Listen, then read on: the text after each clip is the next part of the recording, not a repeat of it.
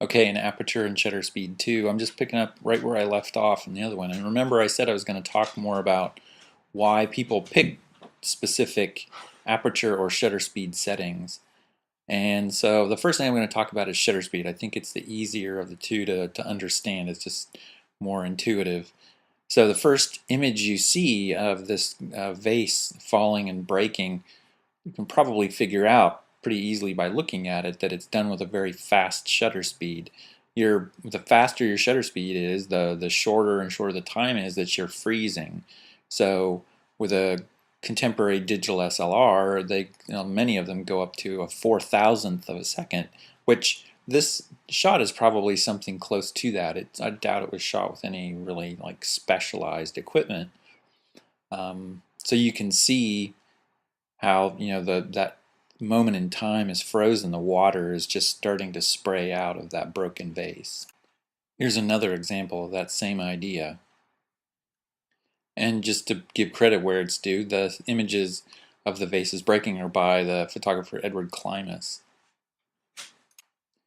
And the next image is by Ralph Eugene Meatyard, and it's an example of a slower shutter speed, a shutter speed that's taken place over a longer period of time. If I had to guess, I would say this might be a shutter speed of something in the neighborhood of a quarter of a second.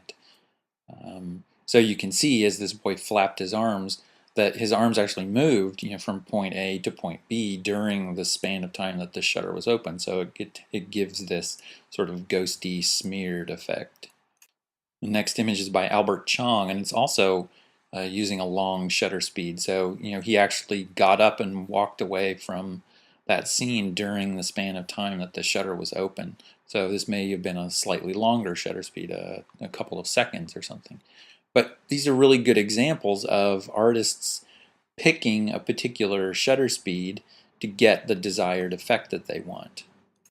But if we go back to this frame for a second, remember that you always have to have that light meter on 0 in order to get a proper exposure. So what did these photographers have to do to make sure that they had a proper exposure? If they were choosing to use a really long shutter speed, then conversely they would have to have done something to regulate the amount of light that was coming through the camera. So most likely, unless they were in really dark situation, the thing that they had to do was use a smaller aperture. So now let's talk about aperture. And aperture is a little more difficult to understand, but in this first slide you can see it's a good graphic to show you how the different size apertures correspond to the number of aperture. And remember that I was saying that in these systems they don't really make a lot of sense. So the smaller the numerical quantity, actually the larger the aperture is on the camera. And one of the things I've learned to do to help students remember is just give sort of an analogous situation. Like imagine that you're driving in a car and to some place you've never been before, and somebody gave you directions, and as you're driving you're looking for street signs. And very often what a lot of us will do when we're looking at street signs is we'll squint to try to read the street sign better. And so that's a really good example of you making the aperture in your eye smaller in order to give yourself a longer depth of field. That's exactly what's going on. So that's a useful tool to help you remember what you're doing when you're manipulating your camera. The smaller the aperture, the longer the depth of field, the longer the distance that you can see. I think on this next slide it is a good way to describe why you would want to choose different aperture settings. You notice on the image on the left that the aperture setting is really wide, and compared to the image on the right you notice that the focus is all in the foreground, that as you move back in space that the image becomes blurry. Whereas in the image on the right, pretty much everything from foreground to background is in focus because you have a much smaller aperture. So then this next slide by the photographer Keith Carter is a really good example of why an artist would choose to use a particular depth of field. He wanted to use a very narrow depth of field and give a lot of emphasis to that really shiny, slimy texture on the fish. and it takes some of the attention away from, say the clothing on the person behind. It really focuses all the attention on that fish. So that's an aesthetic decision that the photographer's made, and he knows that by using a wide aperture he can get that result.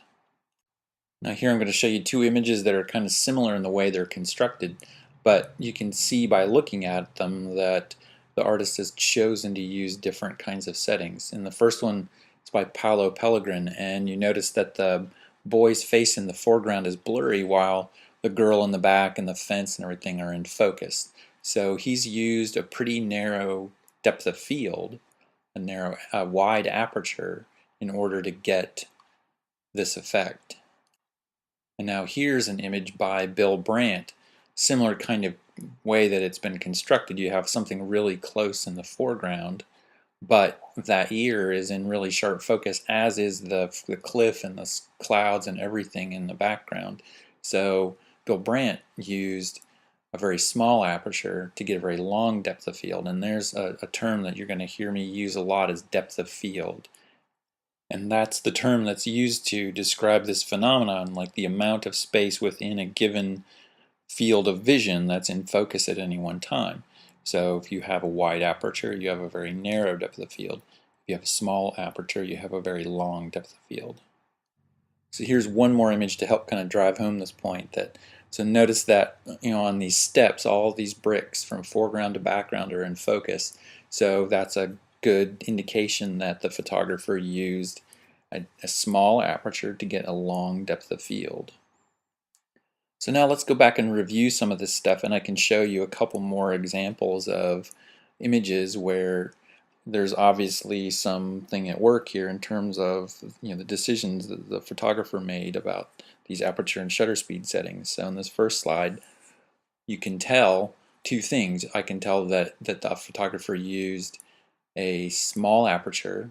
It gave them a long depth of field so that everything is in focus from the foreground all the way back to the background. But look at the water. The water is really kind of blurry and misty, which means that they used a long shutter speed. So as the water moved during the duration of that shutter speed, it made the water appear to be softer like that. Okay, here's a couple more examples of images that actually had similar kinds of settings. I can tell that the shutter speed was very long because you can see these figures in the foreground that moved up these stairs appear to be very blurry and smoky, but at the same time you can see that the stairs in the foreground and the building in the background are all in pretty sharp focus. So that means that the photographer had to use a narrow aperture to get a really long depth of field. Same situation in this next image. You can even see the writing on some of the signs in the background, but you can see the texture on the pavement in the very foreground. So that means that there has to be a really long depth of field, which means a small aperture, but obviously the shutter speed was really long. It could have been several seconds for all these people to pass by.